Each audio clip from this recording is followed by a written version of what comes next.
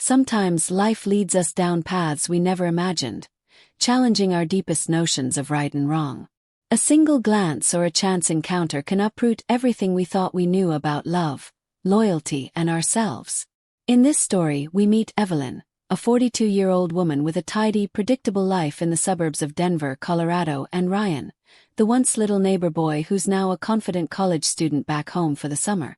What begins as a simple reconnection soon unfolds into a whirlwind of desire, guilt, and revelations that neither of them expected. My name is Evelyn Wilson, and I'm 42 years old. For most of my adult life, I lived in a peaceful suburb of Denver, where houses line up in neat rows, each with a well-kept lawn and a towering tree or two out front. After my divorce 5 years ago, I found solace in my routines: morning coffee, a steady job in a local design firm, and the occasional weekend get-together with my closest friends. But everything changed this past summer when Ryan Green returned to the house next door. I'd known him since he was a child. Our families celebrated holidays together, and I'd watched him run around the neighborhood with scraped knees and an endless grin. Over the years, I'd helped him with homework, taught him little cooking tricks, and saw him off when he left for college in California. When Ryan pulled into the driveway in his beat-up sedan, fresh from his first year at the university, I expected the same skinny teen I'd waved goodbye to a year ago. Instead, a self-assured young man stepped out.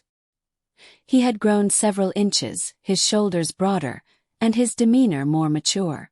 For a fleeting second, I barely recognized him. Late that afternoon, I was pruning roses in my backyard under the golden Colorado sun. My mind drifted to the dinner I needed to prepare, the errands I had to run, the calls I'd avoided making. Then came a voice, low and warm. "Hey, Evelyn. Need a hand?" I turned to see Ryan at the fence, smiling that easy grin.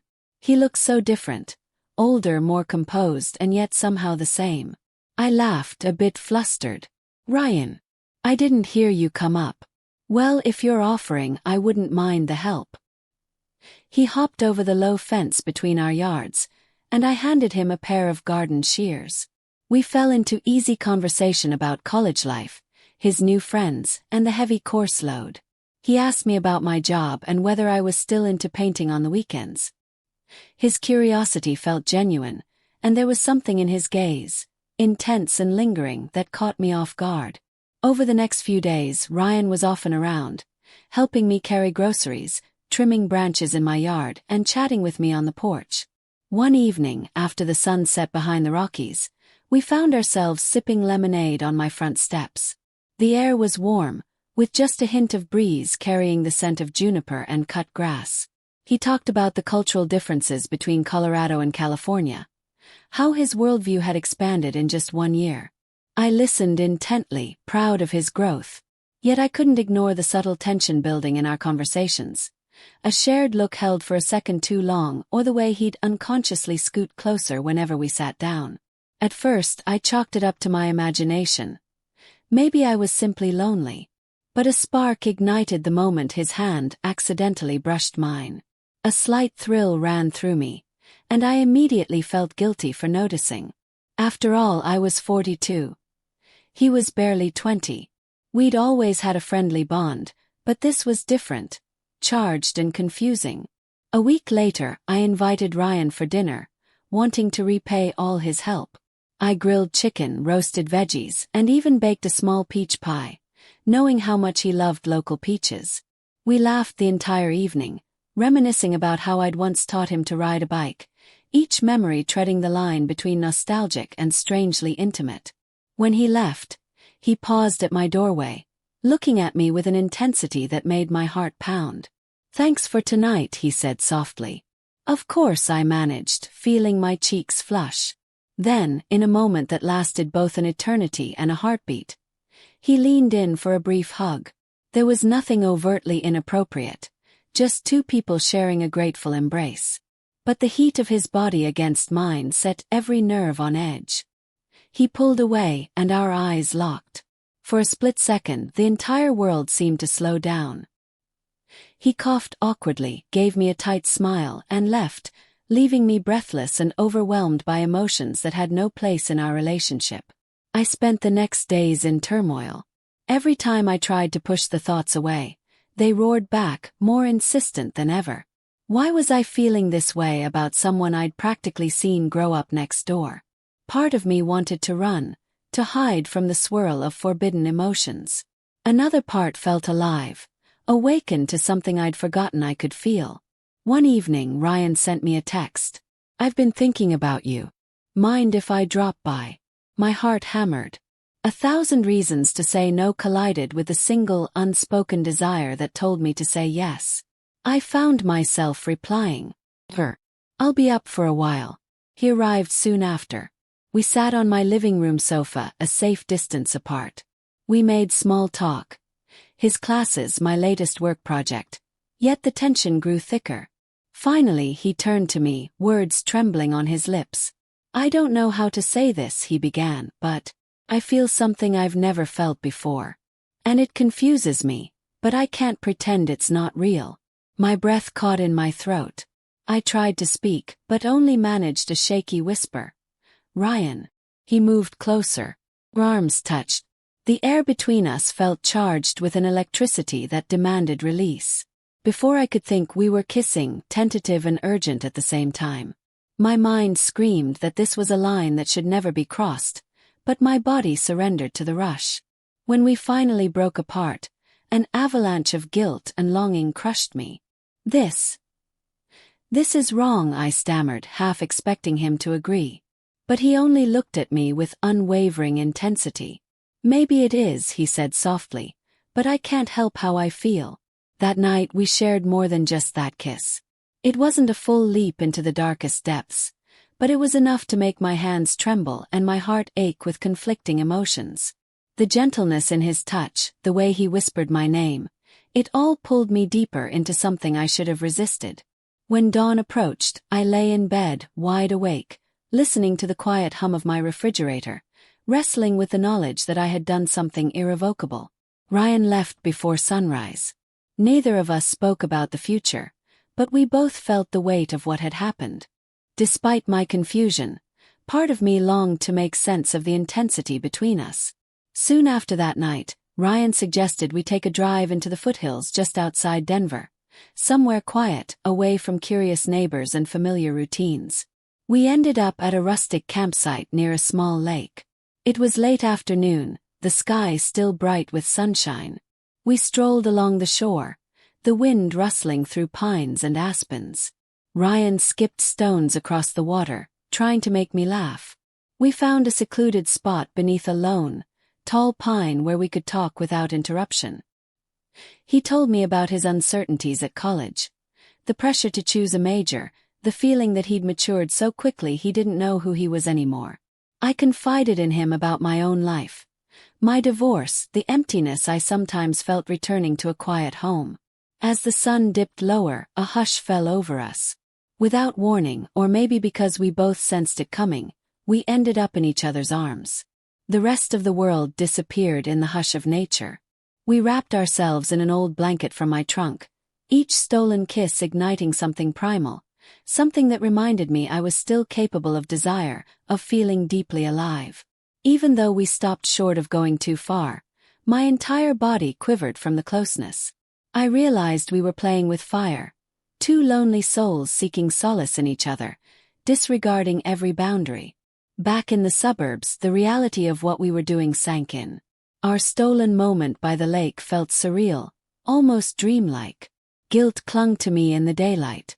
I worried about the neighbors. Would they notice how often Ryan came by? Did they suspect something? A part of me wanted to scream the truth, while another part wanted to bury it forever. One afternoon, as I tried to focus on a project for work, Ryan came by unexpectedly. He seemed deflated, tense. "What's wrong?" I asked, ushering him in. He ran a hand through his dark hair. "Everything feels so complicated. I can't even look my parents in the eye without feeling like I'm hiding something. And with you," he trailed off. "Understood. Maybe we should slow down," I whispered. "Whatever this is, I'm not sure it can last." His face fell. "I don't want to lose what we've found." My eyes stung with tears. "Me neither. But I also don't want to ruin you or me. We could be risking more than we realize. For a brief moment, the room swelled with an unspoken agony. Finally he nodded, eyes downcast, and left. The echo of the closing door reverberated through my house, each sound reminding me this was spiraling into heartbreak. Few days passed with hardly any contact. My emotions were a tangled mess. Then late one evening I heard a soft knock. Ryan stood there, drenched from a sudden thunderstorm, hair plastered to his forehead. "I just needed to see you," he said, raindrops trickling down his jacket sleeves. I hesitated only a moment before letting him in. But as soon as he stepped across the threshold, I felt the tension crackle again. We were alone, consumed by a longing that refused to be denied. I grabbed my car keys, blurting, "We can't stay here. Let's go somewhere we won't be seen." We ended up driving to a small motel on the outskirts of town. The neon vacancy sign flickered in the stormy night. Once inside the tiny room, the harsh overhead light revealed every bit of uncertainty etched on our faces. The rain battered the windows, while thunder rumbled in the distance. We stood there, both dripping on the threadbare carpet, hearts pounding in unison. The next moments unfolded with an urgency that left no room for second-guessing. Kisses turned feverish, and for a short time, the thunder outside was drowned out by the storm we unleashed within. Yet, even in the blur of that electric closeness, a piece of my mind stood on the sidelines, horrified at the line we'd not only crossed but trampled. Afterward, Ryan held me in a gentle embrace, whispering that he cared for me more than he'd ever thought possible. The softness in his voice both comforted and shattered me. In the days that followed our motel encounter, the guilt became an almost physical weight on my chest. Sleep evaded me, and I found myself avoiding phone calls from friends, too afraid they'd sense something was off. Then fate intervened in a cruel way. Late one evening, I got a call from Ryan's mother. "Evelyn, he's been in an accident. Just a fender bender, but he's shaken up. We're at the ER." My heart seized. I drove to the hospital as if on autopilot, worried sick. When I arrived, I found Ryan in the waiting room with a bruised forehead and a trembling hand. Relief washed over me when I learned it was nothing more serious, but my legs still felt like jelly. His mother was busy filling out insurance forms, so I sat beside him. "You're okay?" I asked gently, placing a hand on his knee. He nodded, eyes stormy with unspoken tension. "I'll be fine. It's just... everything's a mess." I could only squeeze his hand. In public, we had to appear as the neighbor who cared, nothing more. But beneath that, we knew how entangled we truly were. Once Ryan got home, we shared a few hushed phone calls, each conversation loaded with anguish. I kept telling him we'd figure it out, but a voice inside me whispered that the only real solution was to let him go. One evening, as the sun dipped behind the rooftops, he showed up at my door yet again. The look on his face said it all. Heartbreak, longing, resolution.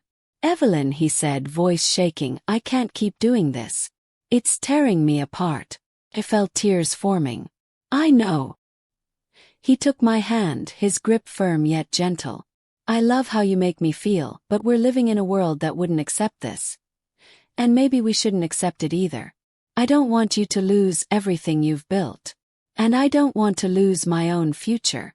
We both wept softly, the gravity of reality finally crushing the fragile bubble we'd created. In that moment, we silently decided it was over. He pulled me into a final embrace, a sweet, desperate goodbye that felt like it would break me. When he left, the house felt emptier than ever. Each quiet corner echoed with the memory of him. Days turned into weeks.